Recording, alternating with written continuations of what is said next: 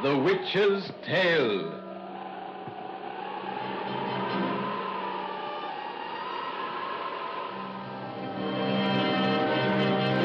The Devil's Number.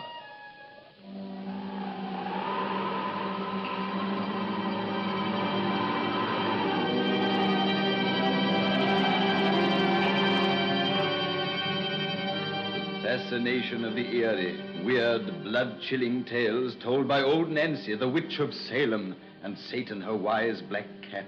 They're waiting for you. Now.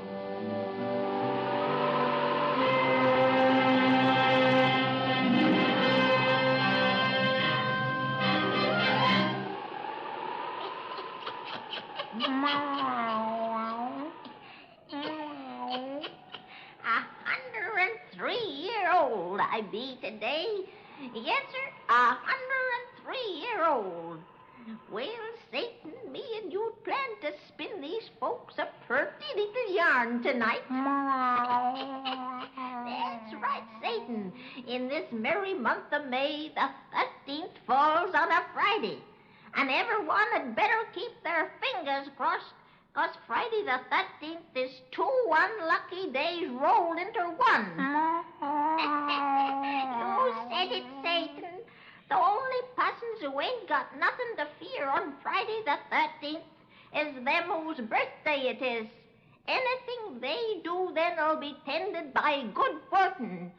And now, in honor of this joyful time that's coming, we got a little tale to tell when you douse out all your lights.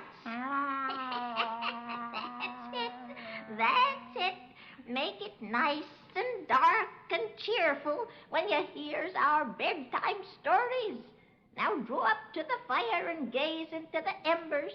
Gaze into them deep, and soon you'll see the dining room of a fine old house in England. And there on the 13th evening of May begins our yarn about the Devil's Number. The Devil's Number.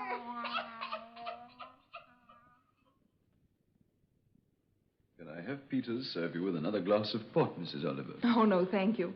After this wonderful dinner, I shan't be able to eat or drink another thing until, well, at least until breakfast tomorrow. Oh, come now. You must have coffee and a liqueur, even though you Americans aren't usually very complimentary about our British coffee. After that accusation, Dave, you'll have to accept. All right. A demi-tasse and a little, very little creme de menthe. I'll have brandy. And so will I. The service in the East Room, Peters, will be more comfortable in there. Yes, sir. Permit me to lead the way, Mrs. Oliver. Certainly. Oh, what a wonderful big place you have here, Mr. Rockwell. Harry, don't you wish that our home had so many rooms we'd have to designate them by points of the compass? I'm not so sure that I do when I think of Mr. Rockwell's yearly cost for upkeep. Yes, that is a problem. Such a great one that over half of this manor's 80 rooms are never opened or cared for. When my original ancestor built the place in 1512, they had a very poor regard in those times for a 20th century descendant who'd have to bear its expense in depreciated currency. Well, here we are. I think perhaps if you take this chair, Mrs. Oliver, it's most comfortable. Thanks. Well, this house was built in 1512, you say? My, that's over 400 years ago. Yes, its lack of modern convenience is a test to that. Cigarette, Mrs. Oliver. Thanks. Harry? No, I'll smoke one of my cigars, if you don't mind, Bert. Oh, of course, please. You know, I'm offering you very poor hospitality in exchange for the jolly entertainment you afforded me at this time last year. Poor hospitality. After that dinner? Oh, anyone can feed his friends, but you fed me in such a delightfully original manner. Original? Don't you remember? Do you know, by a coincidence, today's day and date are precisely similar, except for the month. By Jove, the first day you spent with us was Friday the 13th. Why, you were at my anti-superstition party. Yes, with 13 at table, and you compelled everyone to break a mirror. And to spill salt. Yes, and to enter the dining room, we had to walk under a ladder. Of course, you were at that mad affair. Yes, and I shall never forget it. I've gone about knocking on wood ever since, in order to avert all the bad luck you forced me to invite that evening. Oh, I'm only joking about being superstitious, of course. Although, really, it's bred in my British bones. Coffee and liqueur, sir. Oh, yes, yes, sir. Thank you. May I help you, Mrs. Oliver? Thank you. Mr. Oliver? Thanks, Peters. Will there be something else now, Mr. Rockwell? No, not for the present, Peters. I'll ring if I want you. Yes, sir. Say, this brandy is wonderful, Bert. It is rather good, isn't it? Corking. Do you know, it's a darn funny thing that we should visit your place for the first time on Friday the 13th, as you first visited us? The coincidence never occurred to me until you just mentioned it. Well, I thought of it when I drove you down from London. If we hadn't been detained in Liverpool, we'd have begun our visit yesterday as we'd planned. Oh, perhaps the hoodoos I made you tempt last year arranged the coincidence. Maybe they're going to pay us off for our mockery. If that's the case, they'll have to work fast. It's nearly 9 o'clock, and the day will soon be over. I scarcely think the hoodoos will harm us after this long time. But perhaps we should light a bonfire to keep them at a distance. Light a bonfire? Yes. Evil spirits are afraid of fire. If you look out of that window, you will see several fires which my tenants have lighted for their protection. Your tenants... You mean modern English farmers believe seriously in the ill fortune of this day? Well, whether they believe seriously or not, they take no chances. Do you know the basis for its ill fame? Why, because Friday was the day of the crucifixion. Yes, when evil triumphed over good, the devil over God. 13, you know, is the devil's number, because he was the chief of each coven of witches and wizards, which always numbered 12. In addition, of course, to himself. Oh, I never heard that before. You've been holding out on us, Bert. We never dreamed you were an authority on folklore. No, I'm not really. I'm just the merest dabbler. But it is rather an interesting subject, don't you think? Most interesting, particularly for today. Would you like to see a concrete example of the 13 superstition? A concrete example? Yes. Oh, but first of all, you've got to assure me that you're not at all squeamish. Not I. All right, you come this way. Peters. Yes, sir. Fetch me a lamp or a lantern. will you? Yes, sir. Now, I'm taking you to the unused portion of the house where there's no electricity, so we have to carry our own illumination. You're sure you won't mind looking at human bones, Mrs. Oliver? Human bones? Oh, very old ones, you know. They've been in the house for nearly 3 centuries. You keep bones in the house? Well, you see, they belong to an ancestor of mine. He was such a wicked old chap, the church simply wouldn't permit his remains to be buried in consecrated ground, so we had to find a resting place for them somewhere. And anyhow, he wanted them to be here. Here is a lantern, sir. All right, thank you, Peter. You're going to the old part, sir? That's where we're headed. Not toward the North Tower, sir? Yes, we're going to the crypt of Old Edic. Oh, please don't go there tonight, sir. Not on this night, Mr. Rockwell. Well, if the old wizard starts any trouble, Peters, we'll shout and let you know. But, Mr. Rockwell... All right, that'll do. Come along, you two who wish to learn about superstition. Mr. Rockwell, wait. What? Wait. Take this, sir. Must I carry that prodigious weapon with me? You've promised me you always will when you go in there, sir. Oh, please. All right, give it to me. I'll take it. Now, open the door. will you? Yes, sir. Now, Mrs. Oliver, Harry, will you follow me now? Give me a hand, dear. It's pretty dark in here. Yes. I leave the door open, sir, and stand here waiting if you need me. All right, Peters. Your butler doesn't approve of this expedition, apparently. Oh, he doesn't like the North Tower. He doesn't like Old Edic either. Why did he insist on you carrying that huge revolver? Oh, he always does when I visit the old part. He has it loaded with dum-dum bullets, you know. Dum-dum? Yes, they're ordinary lead or steel-jacketed bullets, crisscrossed with a knife across the nose to make them spread on impact. We accused the Germans of using them during the war, and they accused us. As a matter of fact, soldiers of all armies dum-dum their ammunition. Someday I shall tell Peters that only silver bullets are of any use against ghosts. Ghosts? Or disciples of witchcraft. What on earth are you taking us to see? Merely some old bones. You just watch your steps here, only the floors aren't terribly sound round about here, and there's a lot of rubbish to fall over. You're working up some sort of practical joke, Bert, leading us into this darkness. Oh, no, I'm not really. Although I do owe your wife some retaliation for having made me walk under ladders and break mirrors. We'll just turn to the left here. Oh, I've never been in such a spooky place. No, nor I. These old halls beat any haunted castle I've ever read about in books. The shadows cast upon those walls by Mr. Rockwell's bobbing lantern are giving me the shivers. Yes, me too. You're getting your revenge for Judith's superstition party, Bert. Harry, look there. Good Lord! Don't be alarmed. Merely an old rusty suit of armor. Oh, I see that now. So do I, but for a moment I was sure it was a man. Say, Bert, tell us about this ancestor of yours whose bones we're going to see. Just wait until we reach his resting place. The tale will be more effective then. Well, here we are. His remains are enclosed in that iron chest. In the niche in that wall? Yes, I'll open his tiny coffin. Oh! Now, here you see all that is still earthly of Eric Rockwell, My many times great-grandfather, who was burnt at the stake by order of King James I for witchcraft. Burned at the stake? For witchcraft? Yes. Members of the family bribed the official executioners and were allowed to reclaim these bones from the ashes. They sifted so diligently that only the bones of a single foot escaped their pious search. Otherwise, the skeleton of the old scoundrel lies intact within this iron box. Why in the world do you keep them here? Well, I've already explained that the church refused to allocate hallowed ground for his remains. And that Eric's bones were not consumed together with his flesh was considered extremely unfortunate at the time, for it was commonly believed that they'd enable him to live again. People believe such rot as that. They still believe it. You heard Peter's objections when we started for this place? You saw him force this gun on me? An altogether useless weapon if Eric should decide to rise. If he should rise? No, wait till you hear all this story. The old gentleman, whose skull and assorted bones lie before us in these pretty shadows, had great supernatural power. According to incontestable records, he was born in the year 1514, and he was executed in 1623. When he was over 100 years old. When he was 109 years old. But when he was led to the stake, he didn't look a day over 40. Bert, are you making all this up? No, I'm not. Not a word of it. You hear the rest of Eric's history.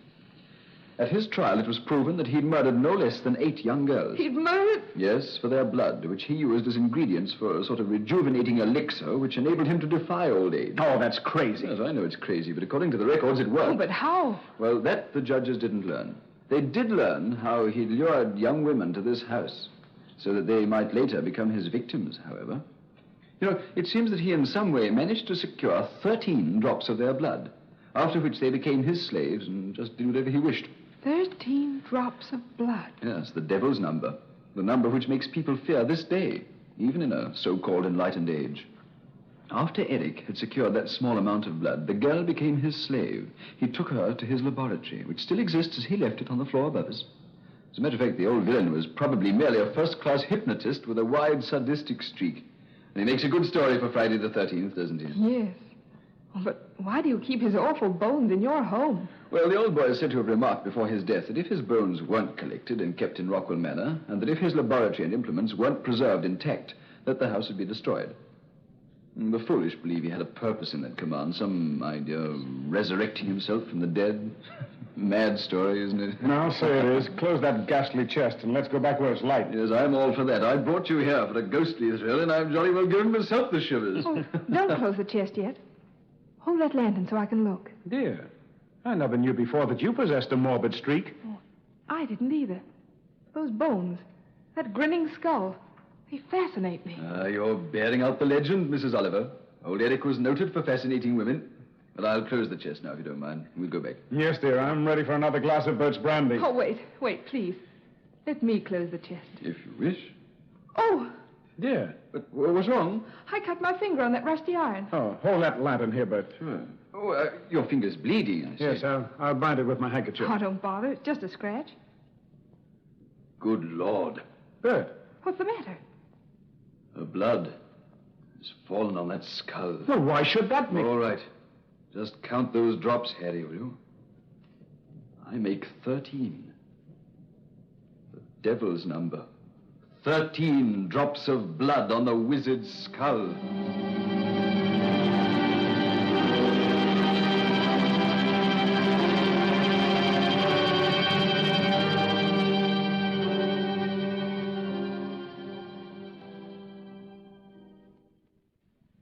Honestly, Harry, if we hadn't known Mr. Rockwell for so long as the steadiest sort of person, I think he's a little mad. Quiet, dear. His room's right next to ours. He might hear you. He certainly became upset about that blood, didn't he? His face was whiter than a sheet when we came out of that darkness into the lighted hall. Yes, and so was his butler's when he'd heard what had happened. It was strange, though, that you should cut your finger and that just 13 drops of blood should fall upon those bones after what Bert had told us. Yes, there were just 13 drops. Exactly. I counted them. They all fell on top of the skull, and it absorbed them like blotting paper. Coincidence, wasn't it? Yes. If there was any superstition in my makeup, I'd certainly have been more shaky about it than Bert. Why? Would you think my lifeblood could restore the old wizard to life? Oh, that's ridiculous. Say, why did you want to close that chest, Judith? I don't know. Oh, just a mood, I guess. Do you suppose there ever was such a thing as witchcraft, Harry? Mr. Rockwell said records proved that Eric retained his youth. People of that time liked to believe in the marvelous. They were capable of altering records to substantiate their beliefs. I'm tired.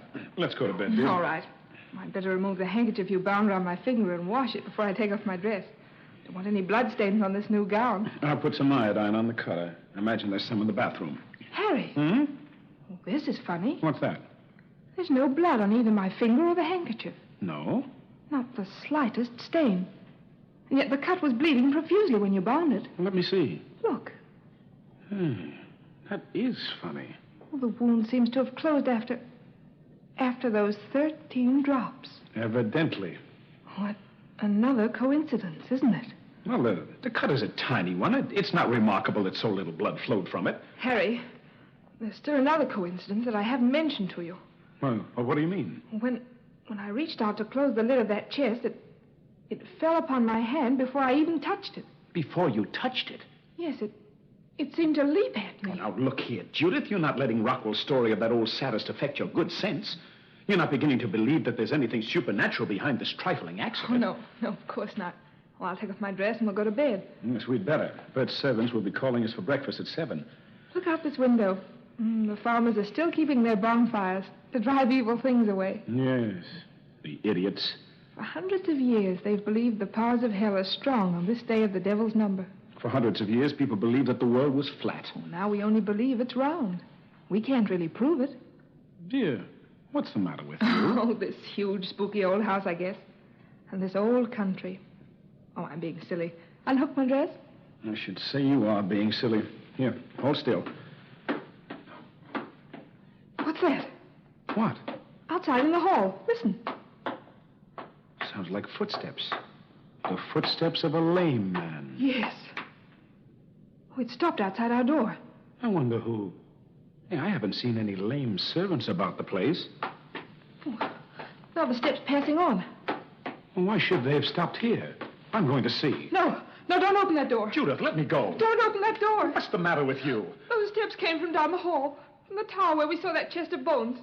That chest of bones from which one foot is missing. Judith, you're not foolish enough to think... Hurry, Oliver, let me in. Right. Open your door. I want to talk to you. All right. What's wrong? Did you hear footsteps in this hall? Yes? They stopped outside this door and then they went on. I didn't imagine it, then. I didn't. What's wrong with you, Bert? Wasn't it one of your servants out there? That thing with a single foot, does it sound to you like anything human? No, it didn't. Have you both gone crazy? Well, I think I have. Ever since your wife's blood fell on those ghastly bones, I've been like a timid child in the dark. And since those footsteps came and went, I'm frankly terrified. Bert. Don't call me a fool, a coward, a madman. I can't help it.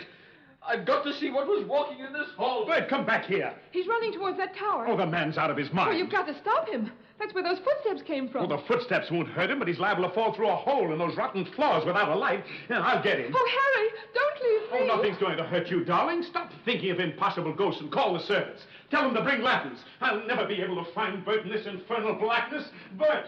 Bert! Yes, I'll call. Oh, Peters, come here quickly. Oh. Peters has gone to bed, my dear. Oh, don't scream. Only gaze into my eyes and obey whate'er I tell thee. You have no eyes. I see only a grinning skull. An awful skeleton that walks. You will see what my will demands. You will see the man I was in life. Yes, you are a man. I see that now. A man who wears strange, ancient clothes. A man who's lost a foot. And thou shalt act as my will demands. Thou shalt help me to become indeed the living man ye see. No. Oh, no. Yea, for the devil my master hath given thee to me. Come, I'll lead, ye follow. Yes, I follow. Follow me and learn my master's power. Follow me and learn the magic of 13 drops of blood.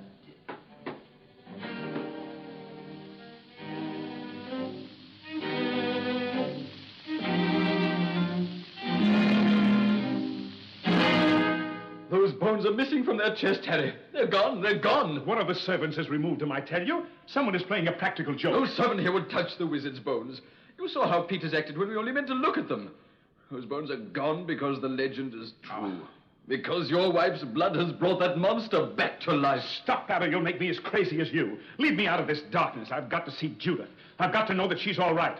Wait, did you hear that? What? I heard a door close back in the old North Tower. I thought I did, too. That's where Eric had his laboratory. Where he worked his filthy magic. All our ears have deceived us. But if we did hear a door, I'll not believe a dead hand closed it. Come on. I want to see Judith. What a fool I was to leave her. Oh, she'll be all right. Oh, don't pay any heed to my imbecile, hysteria, old man. I've been brought up on the legend of Eric. My imagination's run away with me tonight. Here's the passage that leads to the lighted hall. You can see your door from here. Yes, it's standing open as I left it. Judith probably is the servants with her by now. Judith! Judy, dear! I found Bert and brought him back. Judith! Why don't you answer me? Mrs. Oliver, where are you? Judith! Judy! She's not here. The room is empty. Oh, she's gone downstairs, perhaps. Oh, Lord. What are you staring at, Bert? What? Look, impressed in this carpet. It's the footprint of a skeleton, of a single bony foot. That door we heard close. Judith! Quick, to the tower, man, the tower!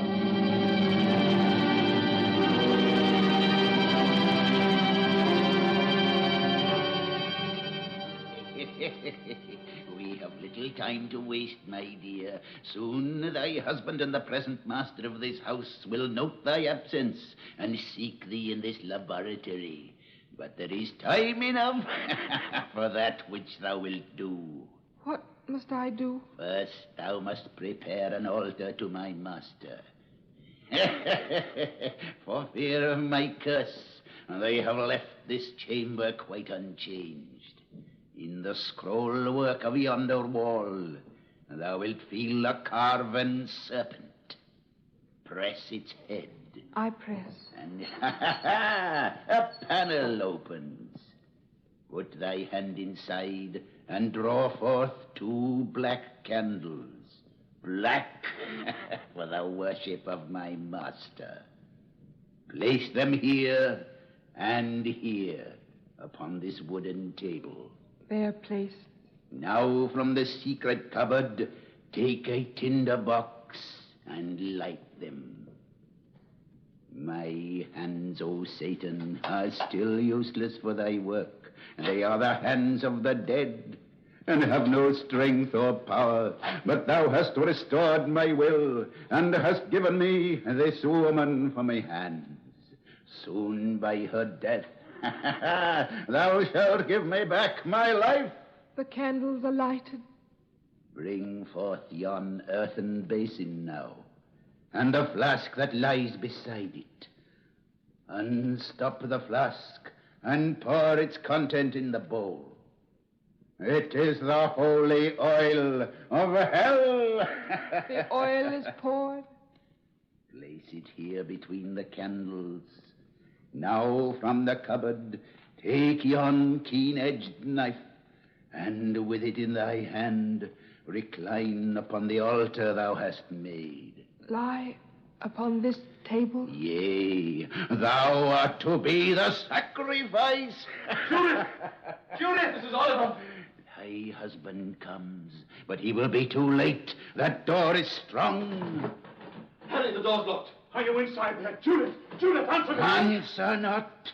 Lie thee on the altar now, my dear. I do as you command. Bert, I heard a voice. She's in there. At last, the dead is in there, too. The dead shall soon be alive. Warm blood shall clothe his bones with flesh again. No, he means her blood. Together, and break down this door. God help us! Raise thy knife, woman, and strike it to thy heart. No! No, Judith! Harry! Heed not his voice. Obey my order. No! Judith, listen to me. The man who loves you. Love? Strike that knife into your heart, I say. No! No! The door's giving, Harry. The wood's old and rotten. Come on, once again. Quick, woman. Use the knife that I may have thy blood. Don't, Judith! Don't! Harry! Strike! No! God, don't let her! God! Strike! Strike! Devil in hell, my master! On this thy evil day shall I be cheated of my prize, and thou denied my living service.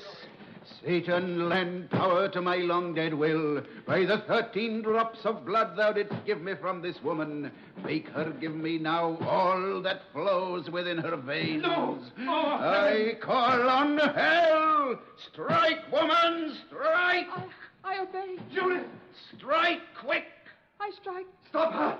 I've got her. Woman, turn thy blade on them who stay thee. I obey. She's fighting me, Bert. Trying to stab me. Help! God, hold her. She's all the strength of hell. Nay, for hell hath come to aid me. My master heard my prayer. She's cut me, Bert. Her knife has ripped my arm. Ah, now I have thy blood. Thou, too, wilt be in my power. Don't get those bony hands touch that arm. You'll be under his spell as she is. I can't stop him. Thy blood, too, just 13 drops. His hands are clawing at me and Judith. I've got her knife at last. Now look out. I've knocked the lighted candle in this oil. The oil is spreading flames all around the room. Fire's the only way to stop this monster, the one way to destroy Not him. if he escapes. He circled the flames. He's out the door. And Judith followed him. Judith! Judith! Stop him, Bert. Stop him. There's no way except the fire. He's cheated. You have a gun, Bert. The one Peters gave you. Shoot. Lead and bullets won't destroy a thing of hell. We have nothing else. He's going away with Judith. Try. I'll try, but there's no hope. He's dropped, Bert. Fallen. In a scattered heap of bones. Harry! Harry! And Judith's calling. Coming back to me. The devil's spell is lifted from her. Oh, Harry. Oh, my darling, my dear. Lead and bullets couldn't destroy a thing of hell. They couldn't. Bert, you said the dum-dum bullets in that pistol were made by cutting a cross upon the nose. A cross. Yes, a cross. The sign of heaven. We must get out of here and rouse the servants. Those flames can't be stopped now. And soon this house will fall as old Eric prophesied. Yes. I'm not sorry. And no one will save his bones from the ashes this time. Come, Judith, my darling. Wait. Listen. Clock is striking. Midnight. Oh, the devil's day is over.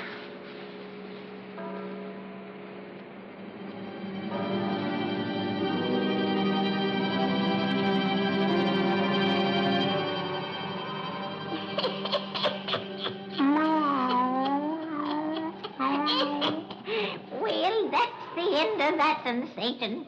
All you folks have a pleasant time on Friday the 13th.